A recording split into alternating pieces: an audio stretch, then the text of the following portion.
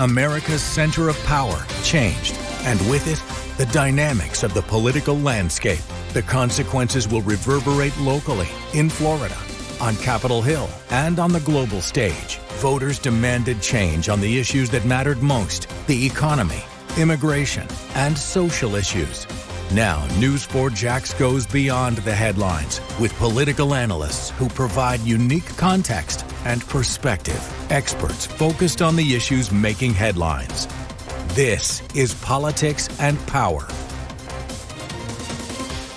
Word is, Florida's First Lady, Casey DeSantis, does not want to change addresses. She is seriously considering a run to succeed her husband as Florida's governor. And the idea is gaining traction. Nothing official yet, but reports first surfaced in an NBC News exclusive report a couple of weeks ago when word got out that Republican donors in Palm Beach County openly discussed the prospect. If Casey DeSantis does run, it raises some interesting questions, such as, would she just continue her husband's policies? It also sets up an interesting dynamic because it would revive the rivalry between President Trump and Ron DeSantis as to who is the real kingpin, kingmaker in Florida. Among others who may run is a Trump ally who has, so far, only teased the prospect. And the names of almost half a dozen Democrats are being bandied about to succeed Ron DeSantis. But talk with political analysts and they question their chances because Florida is about as red as the recently celebrated Valentine's Day. Welcome to Politics and Power. I'm Bruce Hamilton. Joining me once again, political analyst Daniel Cronrath. Appreciate you being here. Hey, thanks for having me as always, Bruce. Good to have you here. So, this isn't the first time this idea has been bandied about. She addressed it, Casey did, during the Conservative Review podcast last May, saying, I think when people see me, it's because they are so happy about everything this governor has done in the state of Florida. You think these rumors have legs? Yeah, I think they do. First of all, thanks again for having me, Bruce. I think for sure they have legs, and why not? You know, when you're looking 2 years out from the gubernatorial race, it seems like a long ways away, Bruce, but it's really not. We're already in 2005. Next year is the election. In the next 4 to 6 months, you're going to see the folks who are really serious about this begin to organize their committees, start doing fundraising in earnest, trying to get their name and trying to win what typically we refer to, Bruce, as the invisible primary. It's the primary that takes place before anyone actually votes, before anyone is actually a declared candidate hitting the campaign trail. What is your name recognition? How much money can you raise? What kind of donor base can you support and sure up here in Florida who's going to be able to support you? So you have to ask yourself the question. And what I would argue is a wide open field right now, particularly with Ashley Moody taking over the U.S. Senate seat. Right now not looking as if she has any designs to run. Why would not the First Lady of Florida be a good candidate? We know from the past, Bruce, that even though political insiders will look at individuals who occupy the statewide offices, whether it's CFO, our chief financial officer, whether it's our state attorney general, whether it's our secretary of agriculture, and we think, well, these people are well known within Florida. These people have an institutional leg up. In reality, ask Adam Putnam how that works out for you, Bruce. You know, if you'll recall, back in 2018, he was viewed to be the person who was going to be the statewide choice to be elected governor. Lo and behold, a congressman with very, very little name recognition by the name of Ron DeSantis was the Donald Trump-backed candidate for governor, and he steamrolled Adam Putnam in almost every Florida county, except for some of the more rural areas where Putnam, because of his legacy as being a champion of agriculture, was able to carry him over. But then, those were not the population centers of the state. So you're saying, why not Casey DeSantis? I think right now she's as good a candidate as anybody. So ironically, when we're having this discussion, it's February 18th, and the UNF opinion research poll came out, and the question was asked long before this rumor surfaced, and Casey had a 30% favorability rating. So, people do know who she is. You brought up the name Ashley Moody. Ironically, Moody most likely would have been Governor DeSantis' choice to succeed him, but that changed when he appointed her to fill Marco Rubio's seat. Now, Casey doesn't have any political experience. Does that really matter? No, I don't think so, not in 2025. Bruce, there used to be a time in American politics where the idea of not electing a candidate for office who had either, one, had prior electoral experience, one, or two, had served in the United States military, okay? That was always considered to be one of those two things, or preferably both, was always preferred to be a litmus test for who either political party, even the Democratic Party, was going to be choosing. Today, I mean, if you look at the era relative to Barack Obama, going into Joe Biden, who obviously had a lot of elected experience but had never served in the military, to Donald Trump, who was our first president of the United States, first president ever who had done neither. Donald Trump never served in the United States military. In fact, he famously got out of the Vietnam War draft. And he had never held prior elected office. You take that down to the Florida level. You look here locally. Donna Deegan, despite the fact she was a well-known commodity from local news media and she had organized the marathon, you know, Donna Deegan's now in charge of a city with a $2 billion budget. She had no executive experience in running this kind of, this size of government. And by the way, at the end of the day, the voters indicated when they went in and they voted for Mayor Deegan that they didn't care. That was not a priority for them. So I don't think, Bruce, that there's anything necessarily to disqualify Casey. And I think in some ways she's going to have a unique advantage. She's going to be able to attach herself to the 8 years, which in Republican circles in a primary, she's going to be able to say, what a great 8 years my husband's administration was. I was a part of that administration. Yet, she's also going to have the advantage of being able to say, I'm not my husband.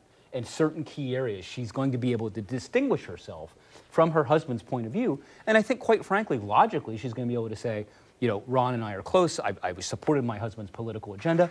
But there are a few areas where Ron and I differ, and here's where those areas are. Here's where these areas are. And be assured at the end of the day, Bruce, that these are going to be poll-tested, focus-grouped areas, which are going to be able to help Casey emerge from that Republican primary process versus her rivals who are going to be in the field. We're going to expound on that in a bit, too. Casey's very well known to this area. You know, she worked here at News4Jax. She, you know, was my co-anchor for a while. She's also known to the people at First Coast News. What kind of reception do you think she'll get, not just here, but also statewide? Well, you know, that's going to be an interesting question. I know that, you know, relative to her experience here in Jacksonville, anybody who knew Casey Black at the time, you know, this was where she got her career. She was very, very young, very, very energetic reporter. Of course, as you said, you've worked with her. Anybody who got to meet her in the community, you know, had an opportunity to meet Casey.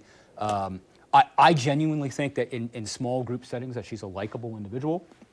However, perhaps more so than her husband. Oh, well, I mean, listen, that one of the things, and listen, we can do this autopsy looking back, and no offense to any of your viewers, but one of the things that really killed Ron DeSantis, if you look at doing an autopsy of his presidential campaign, is in small group scenarios, he was not well liked. His interpersonal skills are nowhere near that of his wife. His ability to make small talk, his ability to make conversation, these are just not attributes that you would attribute to Ron DeSantis. She's more social. No question about it. No question about it. Other things, young mother, relatively speaking, in her early 40s, cancer survivor, okay? She's got a lot of things, very, very, when she actually addresses crowds, very, very articulate. More relatable. More relatable. She is by no means no one's wallflower when it comes to expressing herself, expressing her opinions. So in some ways, I think that she's a better stump candidate than DeSantis.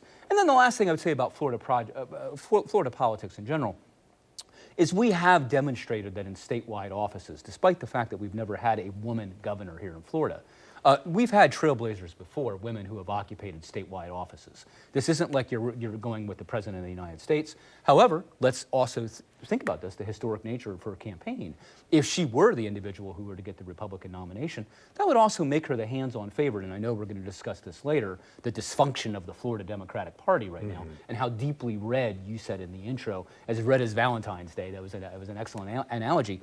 Whoever emerges from this Republican primary is going to be the odds-on favorite to be our governor. So, there in the minds of many voters, the opportunity to elect our first female governor is not something we should be dismissive of in the history of our state.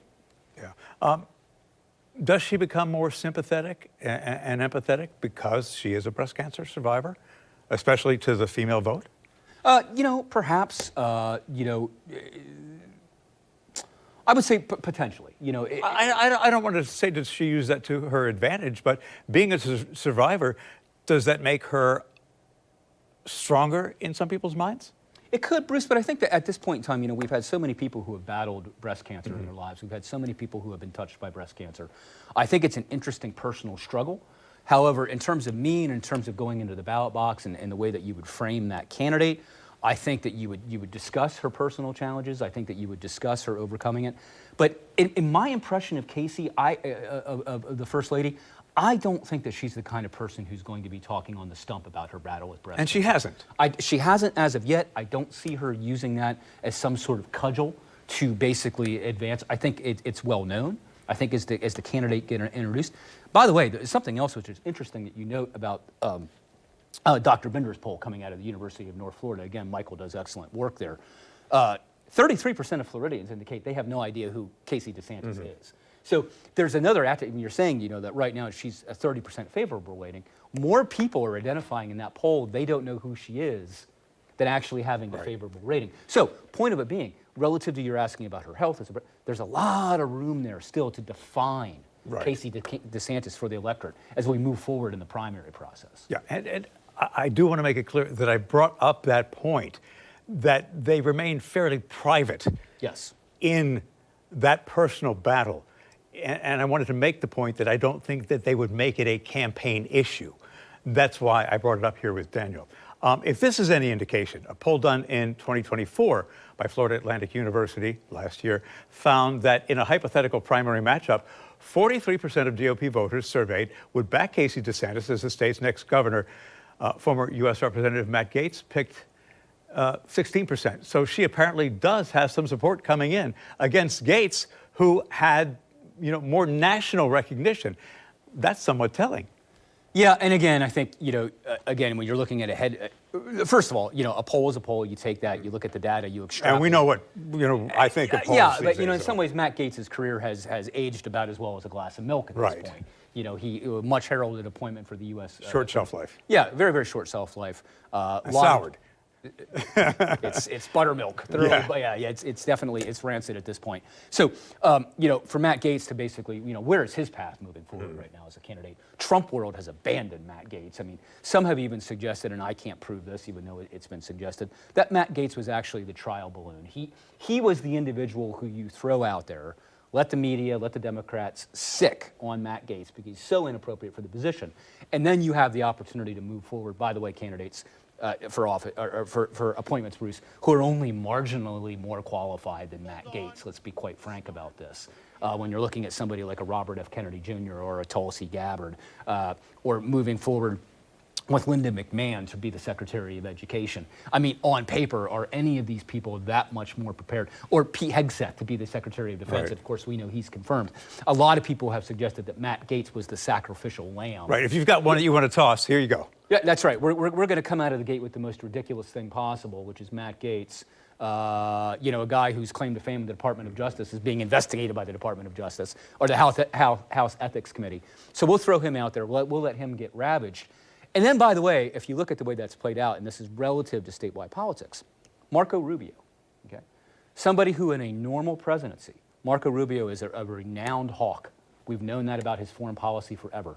Marco Rubio has publicly craved confrontation with Iran, Bruce, since he came onto the public scene. And China. And China.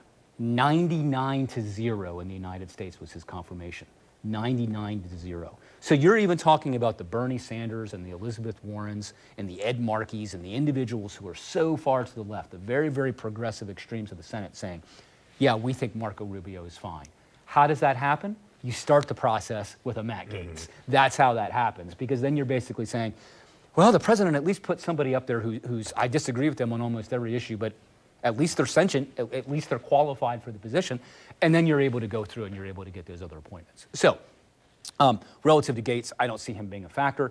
Pivoting back to what you first brought it, I would ask you, I mean, just as a layperson or in your regular conversations, and you and I do a pretty good job of getting out of our political bubble.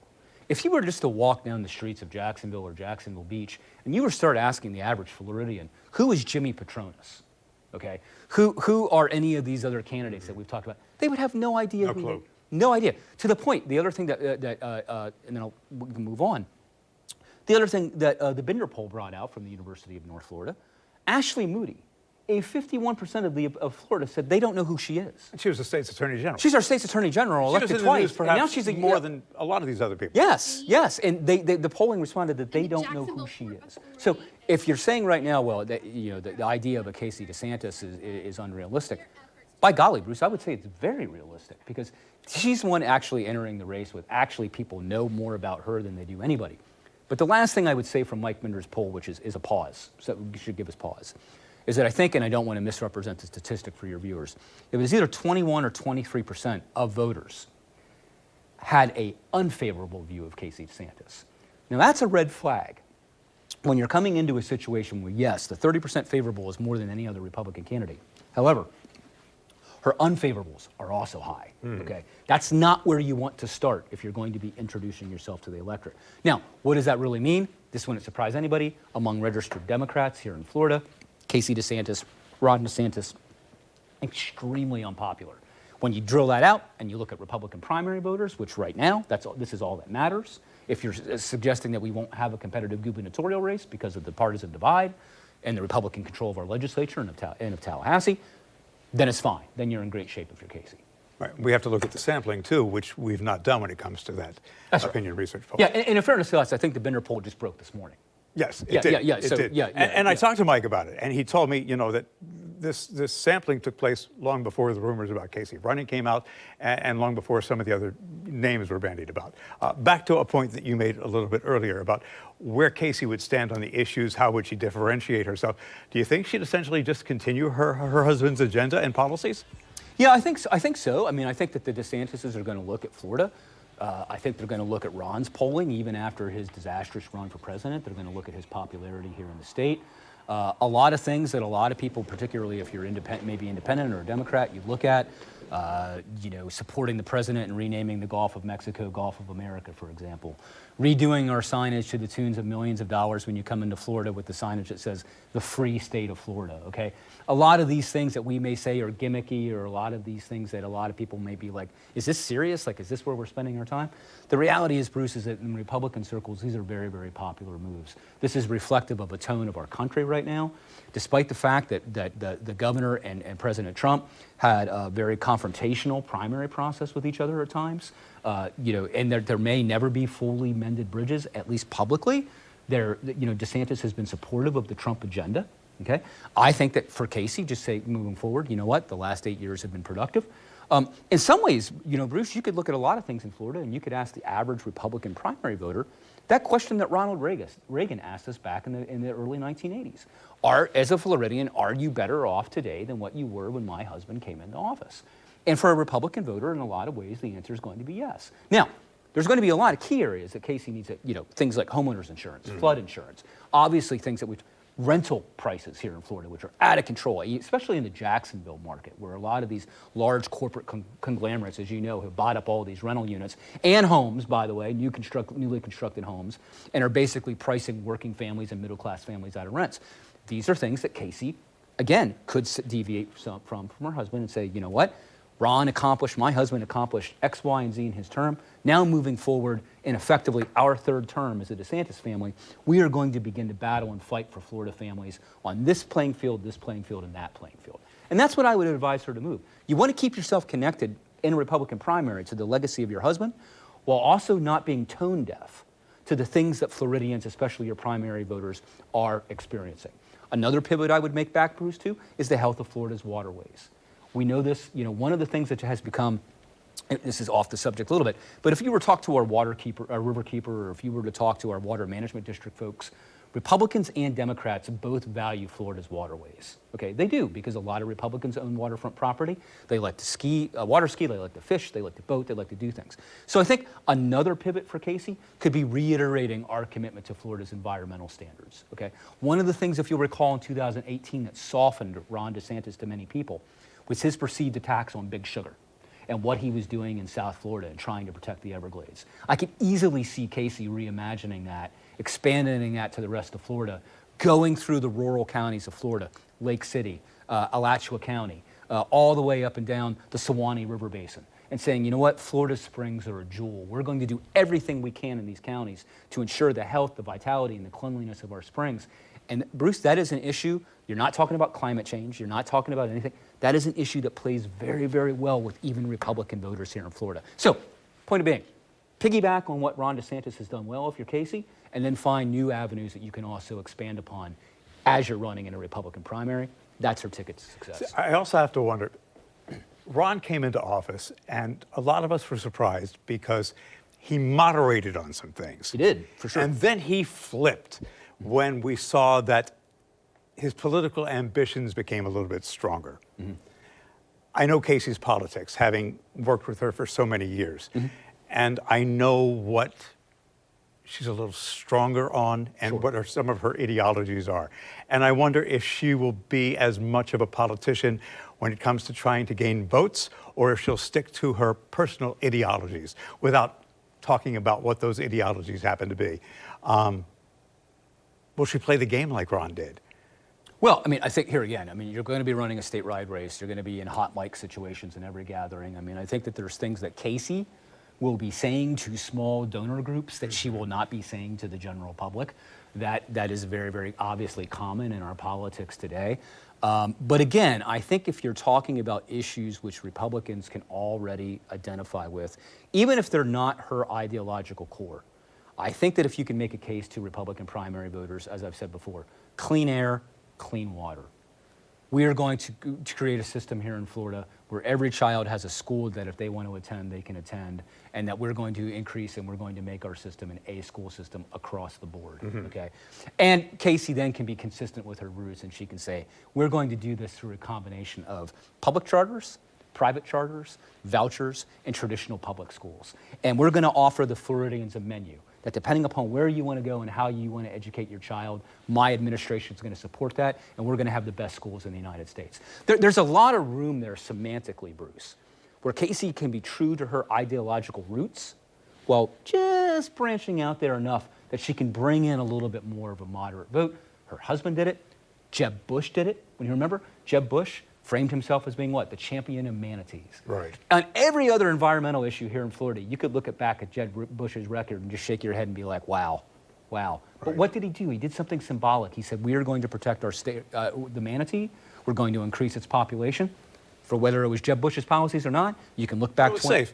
Yeah, it was safe because who doesn't like a manatee? Outside of a small community of boaters who want to be able to fly through a wake zone at the maximum possible speed, who in Florida does not like the Florida manatee? It's an easy issue. So Casey's going to be, the First Lady DeSantis will be able to find issues like that. But there are others, okay? I will. Oh, and by the way, let me tell you, you're not going to hear these things in the primary either. These are going to be things that are going to come out in a general election. Right. There's no need for Casey to start talking about water quality and manatees in a Republican primary in Florida. There's no need for that. So, but that would be more of a general election. Let me make this perfectly clear. I do not know what Casey's stance is when it comes to the abortion issue, but I'm going to use this to try and make a point, okay? I do not know. Ron DeSantis at one point was fine with 15 weeks when it came to abortion, okay? Push comes to shove, and it became politically expedient for him to move Florida towards 6 weeks.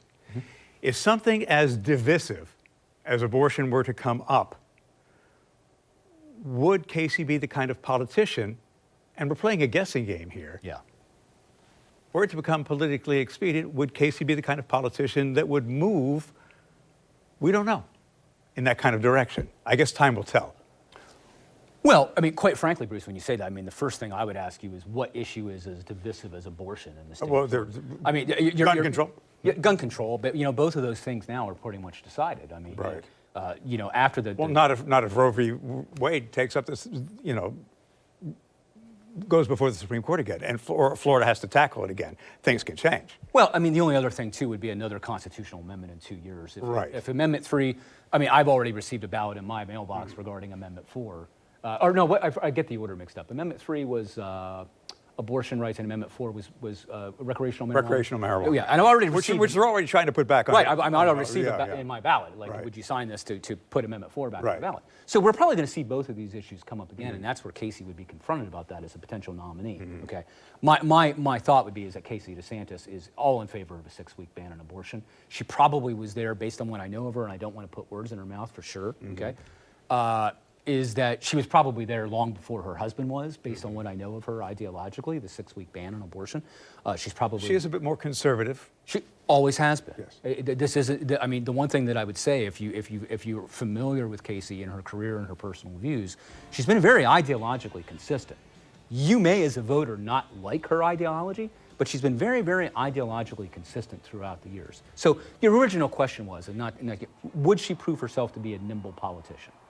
I think she would. I think you probably put it better than I. No. Would she prove to her be a nimble politician? And I'm going to suggest that she would, but not in ways that would sacrifice her core. And again, let's rephrase this: she will not be placed to that position in a Republican primary. Mm-hmm. There's no way, if you look at the Republican electorate now in Florida, that she's going to somehow become too right for this electorate. There's just not.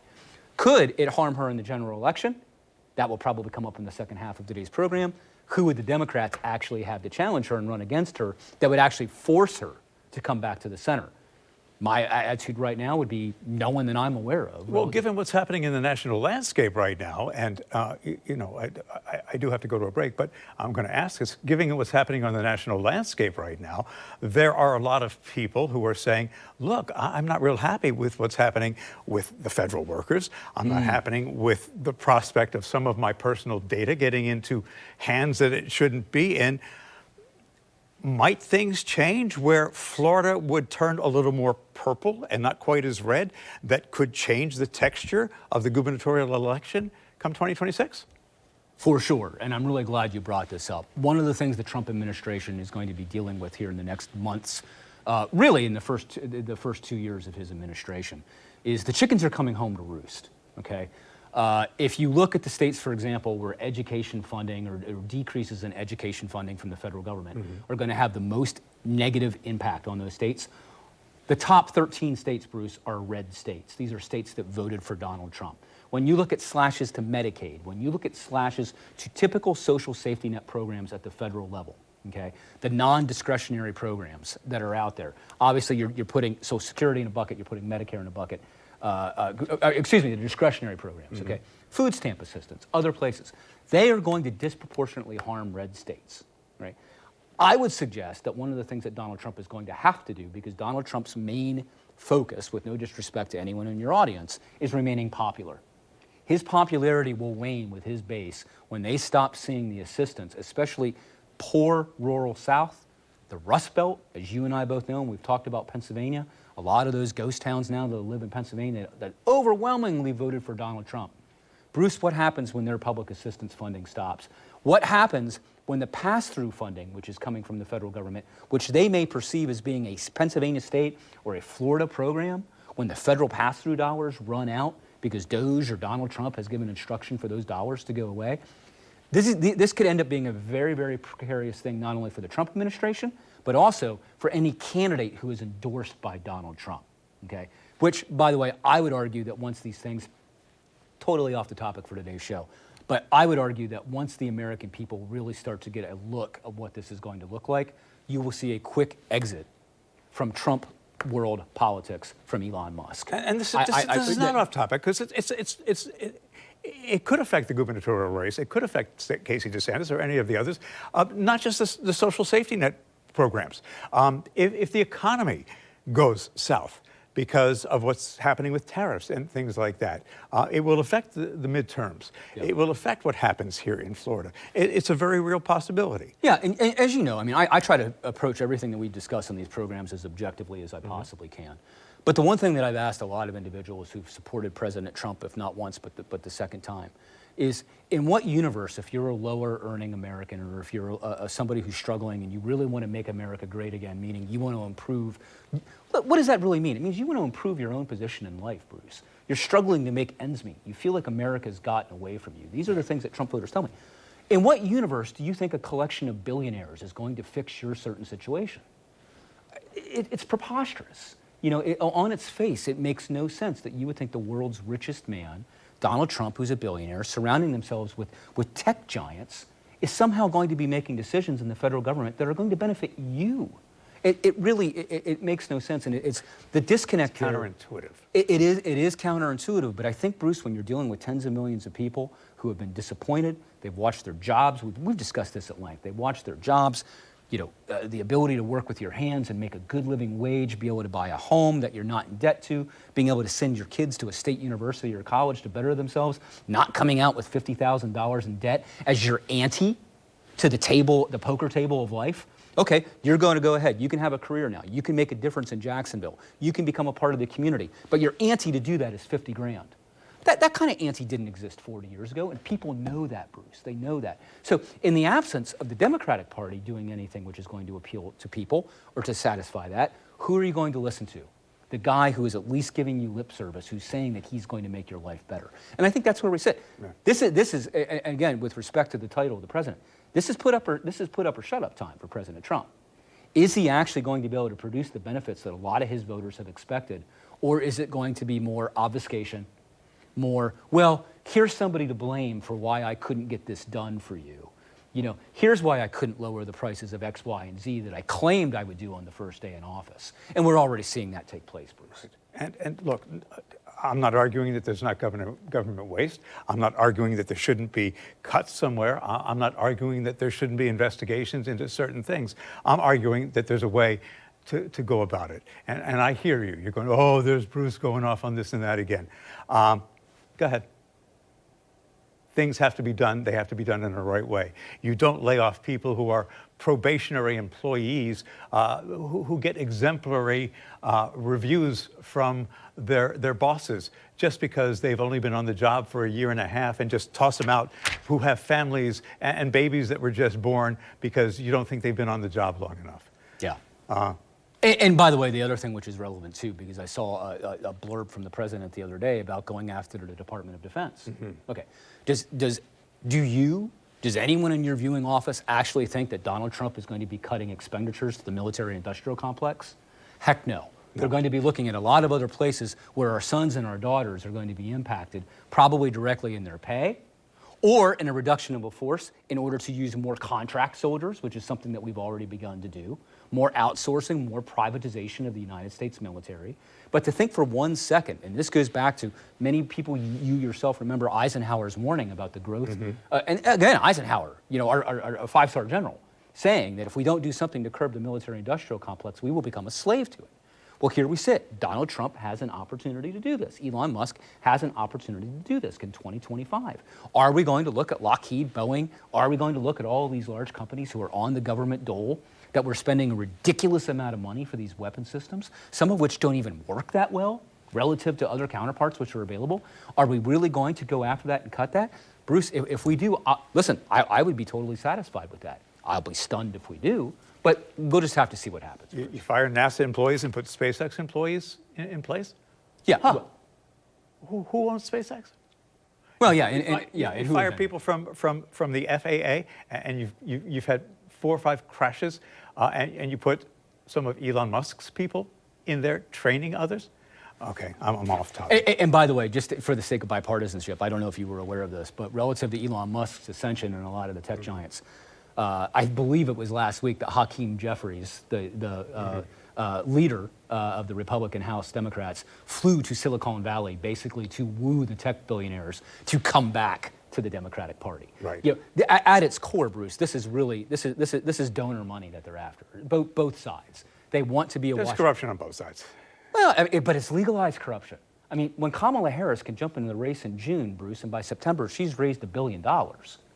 I mean... Oh, Democrats created their own problems. That's a whole nother show. Surely. They've got to redefine themselves. They've got to find leadership. They don't know where they're going. Okay? Yeah, let's talk about that. When Politics and Power, that's another show. We'll have you back on that. Oh, okay. When Politics and Power continues, back to the gubernatorial race. We game the potential competition, Republican and Democratic alike. Also look at Ron DeSantis' political ambitions and his battle with President Trump to be Florida's kingpin, and how Casey DeSantis may play into that battle plan. Stay with us. Politics and Power returns right after the break. Welcome back to Politics and Power. I'm Bruce Hamilton with political analyst Daniel Cronrath. Got to right this ship. If Casey DeSantis runs to succeed her husband in the governor's office and decides not to move her family from Tallahassee, she will likely have some company in the GOP field. I think the most likely competition will come from a Trump ally, Representative Byron Donalds. He was on Real Time with Bill Maher, and when asked about the governor's race in 2026, he coyly said, "We'll see what happens." And he followed, "I mean, nobody's in the race right now." And Maher, being who he is, asked again, saying, "You mean you might jump in there?" And Donalds kind of shrugged. He a likely candidate, you think, being a Trump ally? Absolutely, 100%. I think he's going to definitely be in the race. If you look, he's got all of the attributes which fit a Donald Trump candidate for governor of Florida. One, he has been with this president from the jump in terms of the beginning of his political career. Two, in terms of running for office, he comes from a very, very staunch Republican base. His district includes areas such as Fort Myers, which is very, very Republican down there. If anyone in your viewing audience ever has the opportunity to go to Fort Myers on I-75 and go to a place called Seed to Table, you will see an incredible restaurant, meat market, Whole Foods kind of place, completely dedicated to Donald Trump, Bruce. It's almost surreal if you were to Google it and look at photos. I bring this up because this is Donald's base, okay? And it's strong, and they vote. And when you look at the percentage of the turnout in terms of Republican primary, they will come out for him. Other keys that ring in the ears of a lot of those folks, Donald has been an election denier from the very, very beginning. He still to this day does not think that Joe Biden was elected president. Now, we can look at that reflectively and say, why is this still an issue? But we know that in a core Republican primary, there are still many people out there, despite all the objective evidence that you want to put there that Joe Biden beat Donald Trump in 2000, they do not believe it. Either they legitimately don't think it happened, they refuse to believe it, or it's just a happy narrative that they've sold themselves because Donald Trump has told them to believe it. Okay? So when you're looking at that, when you're looking at the fact that you had, I believe we'd mentioned that he was on the Bill Maher show, for anybody who watches. Right. Bill Maher, was it the real... RuPaul, yeah. Yeah, on HBO on Friday nights. Asserted himself well, but was very, very cagey about his decision to run. I mean, that was basically... He kind of smirked. Yeah, it was the most committal, non-committal I've ever seen. This guy's running. There's no question about it, okay? Now, relative to our last segment before we went to break, is his impact and his ability to win that primary tied directly to Donald Trump? Absolutely. If Donald Trump were for some reason to go south in this process, if Donald Trump, if DOGE were to be a disaster, or if you would see the national calamity, or something that would happen with the Trump administration, somebody like Donald is going to be directly and immediately impacted by that because he's Donald Trump's chosen guy. But the 180 is true, too. It is true. Donald Trump does well, it's going to buoy him. The last thing I would say, though, and we need to remember back to 16 to 20, Donald Trump does not, or never did have exactly what we call coattails.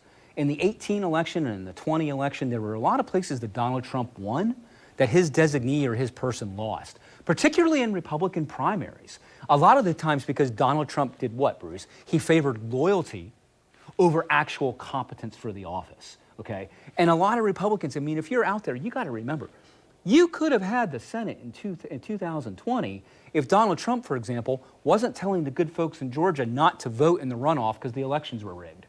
If Donald Trump wasn't actively campaigning for Dr. Mehmet Oz to be the Republican candidate for U.S. Senator in Pennsylvania. I mean, there were very, very key, or supporting Kerry Lake in Arizona, way off the reservation in terms of mainstream Republican ideology.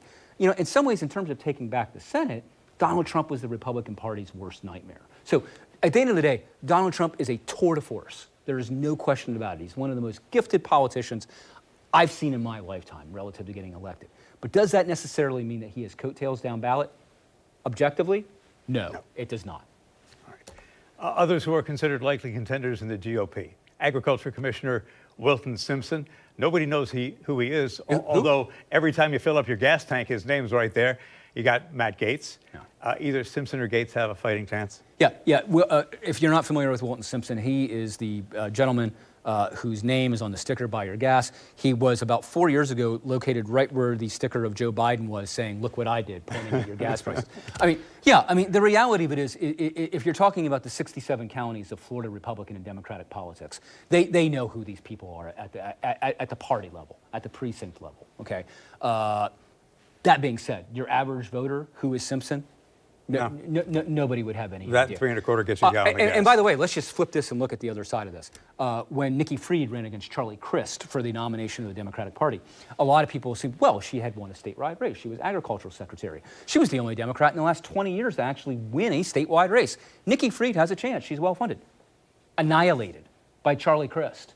a former Republican independent now running as a Democrat because he's so opportunistic.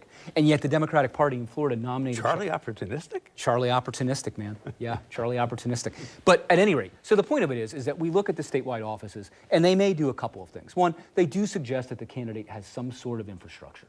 Okay, at least at the grassroots level in all 67 counties, there's going to be somebody who is involved in that county's political organization who probably knows Simpson, who probably knows Jimmy Patronis, who knows these individuals, who clearly would know Casey DeSantis as the First Lady of the state. But, you know, relative to the statewide offices, what do they really do? I mean, again, I would argue relative to Mike Binder's poll, and you, as you said, you had Mike on your show last week, 51% of Floridians don't know who Ashley Moody is. They don't know who she is, to even have a favorable or unfavorable rating. And she's one of the most high-profile elected officials in Florida. So, you know, again, you know, relative to the question, I would say that, again, it's so wide open that when you asked me initially when we began Politics and Power today, does Casey DeSantis have a chance? Sure. At least somebody knows who she is, Bruce. Yeah. And she's still got more time to define herself as a candidate. All right, let me show you the field of Democratic potential candidates. U.S. Representative Jared Moskowitz, he said he'd be a fit because of his ability to work with both parties. Florida Democratic Party chairperson Nikki Fried, state's former agriculture commissioner, also may enter the race. Harvard-educated state representative Fentrice Driscoll led the Dems in the House since 2022. She's known in the Democratic Party. May have a compelling story to tell voters in 2026. A couple of other names being bandied about, including State Senator Shervin Jones from Miami Gardens, Miami-Dade County Mayor Daniela Levine Cava. Finally, don't be surprised if State Senator Jason Piso, who represents part of Broward and Miami-Dade, who leads Democrats in the chamber, mounts a run. He's been known to talk smack, saying about Matt Gaetz, "I will kick his ass." Did that on X, along with a line of commentary. Among that group, Fried may enter the race. Moskowitz, I'm pretty sure. The others, yeah, they may, but I don't think anybody knows who they are. So let's talk reality. A Democratic candidate's chances of winning aren't great. Florida is a deep red state, as we said. Yeah, I mean, Florida can be still, I would argue, a purple state at the national level. If the Democrats were to run the right candidate for president, a la Barack Obama, who is a transformational figure in our politics, could Florida still go blue at the top? Yes, I think that's the case. Florida almost went blue when Andrew Gillum ran against Ron DeSantis in 2018 because, again, that election cycle was the 2-year window after Donald Trump was elected president. Gillum did himself in. In that race? Well, I mean, politically he did after that, but not, I mean, in that well, race. I guess you're right. Yeah. What surfaced after is basically what. That is correct, but if you recall, I mean, that actual race went to a mandatory recount. Yeah. That's how close that race was with Gillum. And by the way, there's lessons to be learned by Andrew Gillum that we could talk about in a future episode. But one of the reasons why Gillum was able to close the gap is Gillum did, and Bruce, why does it always come back to Pennsylvania for us? But Gillum did a strategy when he was running for governor, but which was very reminiscent of what Ed Rendell did. Now, if you're a Democrat listening, to this. I know Ed, yeah. Okay, go ahead. Ed Rendell, former mayor of Philadelphia, former head of the DNC, ran for governor of Pennsylvania back in 2000. He ran against Bob Casey, who just got booted from the United States Senate, by the way, but the Casey name is a legacy. Ed Rendell went to all 67 counties in Pennsylvania. He went to deer hunting country. He went to places where, and by the way, I'm not saying this is his own language, where a self-described Philadelphia Jew would never go in an election for governor, okay? He went there, and what was Rendell's point? Why was he going to all those counties? It wasn't to win those counties. It was to lessen the margin of victory. Because you got to go to Lycoming County, Pennsylvania, or you got to go to Center County, Pennsylvania, meet with a handful of Democratic voters, and maybe, Bruce, you lessen the impact from you getting 25% of the vote to 30% of the vote. Okay. Why do I say that? It's exactly what Andrew Gillum was able to do in 2018. I remember him going to places like Lake City, Green Cove Springs, places that there was no way that Andrew Gillum was going to be able to win. Why did he show up there? Because he had the model that he was going to be everybody's governor, and even if you didn't like his message, he was going to give you an opportunity in those counties to go out and see him. Well, golly, Bruce, at the end of the day, that race between him and DeSantis was very competitive. The Democrats, whoever they choose to do, need to do more of that. They need to do more of that. They need to campaign in a way. So when you're showing me the list of individuals, first of all, I would ask the members of your audience who are listening, who are they? Outside of Nikki Fried, or unless one of these individuals was your representative right now, who are they? Okay? Nobody knows. Which is not a panic, because there's still plenty of time for individuals to define themselves in this race. Okay? Very few people knew who Andrew Gillum was. He was the mayor of Tallahassee. Very few people knew who Philip Levine was when he ran in 2018. He's the mayor of Miami Beach. Okay? So there's plenty of time to define yourself in your race if you're these individuals. But I guess the other thing, if you're going to say Nikki Fried is the most identifiable name on that list, and if I'm a Democrat, if I'm a Florida Democrat, why am I giving Nikki Fried another? Why is she still the head of the Florida Democratic Party? What has she done for you? Like, literally, what has she done for you? And then the other thing that I would suggest for Florida Democrats to take a good look at, and this, again, national politics impacting Florida politics. Many polls are coming out suggesting now that one of the things that cost Kamala Harris a lot of votes was her tepid, to be kind, or dismissive attitude towards Israel and the Middle East and Gaza.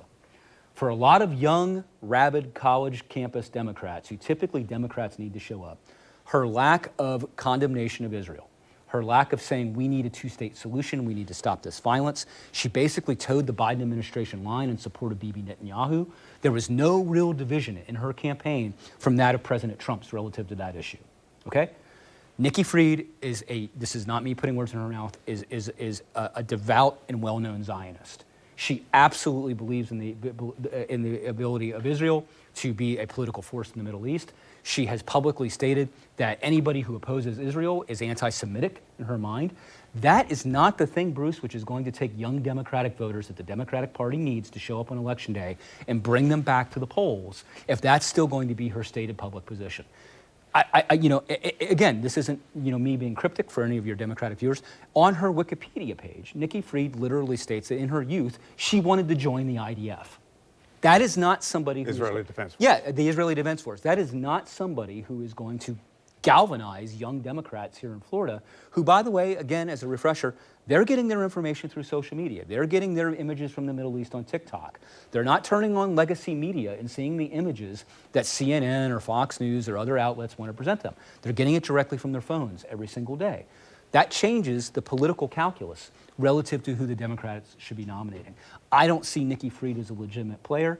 Again, even removing that element, what has Nikki Fried done as Florida Democratic chair? Yeah. What has she done? Nothing for the party. Yeah. And no Democrat's been elected governor of Florida since '94. In the last gubernatorial election, DeSantis won the largest margin of victory in a Florida gubernatorial election since '82, got, 59.4% of the vote. There's probably nothing on the horizon that might change that. DeSantis is very supportive of the idea of Casey running to succeed him. And if she does run, it sets up an interesting dynamic because it would revive the rivalry between President Trump and Ron DeSantis as to who is the real kingmaker here in Florida. And that is an interesting question to ask. Yeah, I mean, if you're asking me that question, I mean, the way it's framed right now, I would say that Donald Trump is the kingmaker in Florida until he's not the kingpin or the kingmaker in Florida. Whenever Donald Trump has, to this day, exercised his authority within the power, people have wilted, they've fallen to the wayside. Nikki Haley tried it, Ron DeSantis tried it, others have tried it, Tim Scott tried it, okay? Lindsey Graham for a moment in time tried it. It's impossible to get around what Trump means to the Republican Party. I would argue, Bruce, that even at the height of his political dynasty, if you will, in the 1980s, Donald Trump is more popular right now with Republican primary voters than Ronald Reagan was.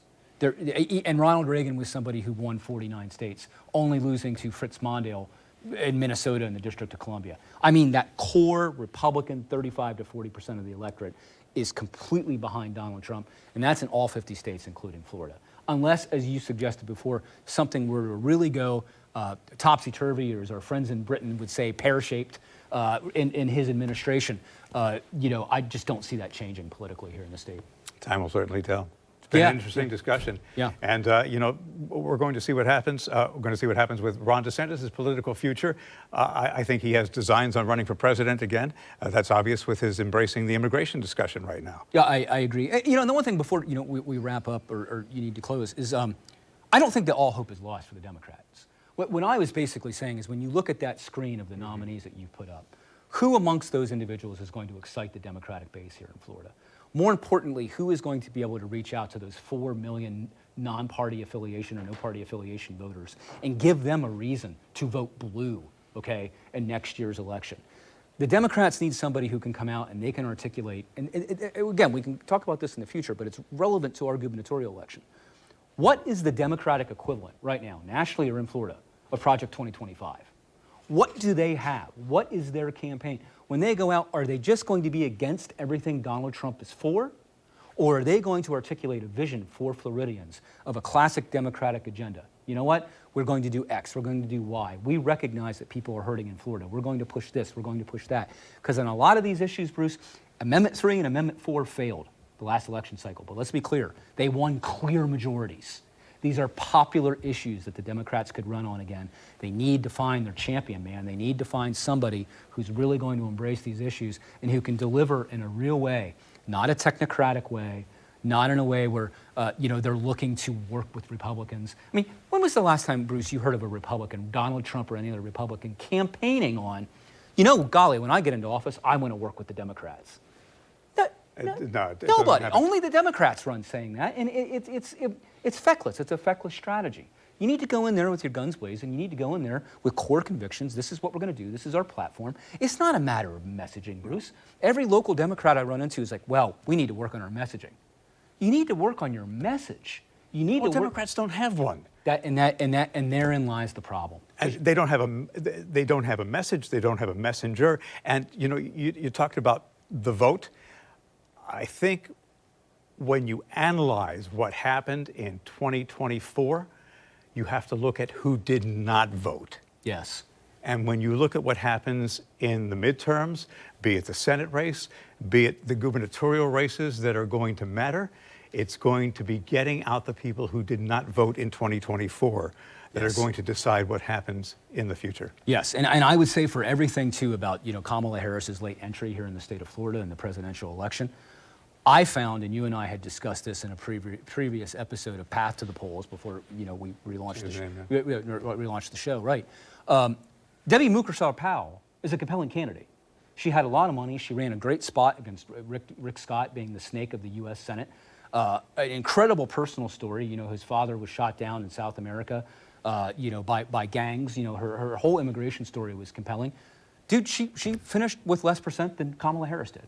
Okay, so there is a branding problem with the Democratic Party. I would argue Debbie Mukersar-Powell was actually a decent candidate, if you really think about it and what she could have potentially done. But again, what's going to change in that system? I don't know. I don't know. And all this is not to say that we do not want Donald Trump to succeed. We do. We want government waste to be dealt with. Well, sure. We want peace between Ukraine and Russia, but not at the cost of Ukraine's survival. We want all these things to happen. We want the economy to turn around.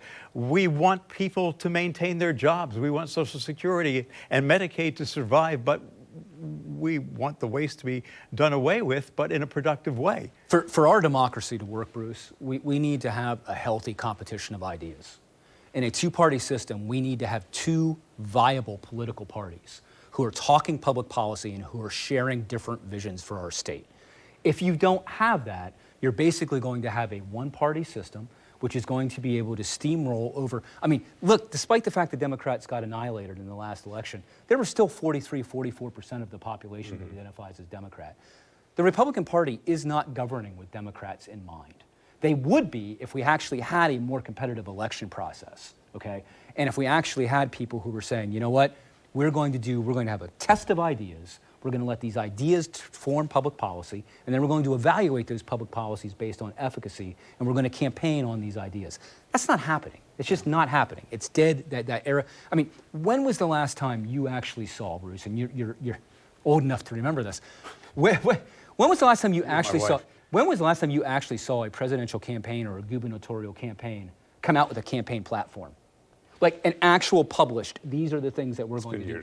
It's been years because it's gone. Nobody cares about the policy anymore. It's all fantastically media-driven, soundbite-driven, gotcha kind of campaign ads, out of context, just abrupt quotes out of context. We don't live in a TikTok world. No, we don't. And I do have to say, and I will not relent on this, there has to be a recognition that there is an executive branch, there is a legislative branch, and there is a judicial branch.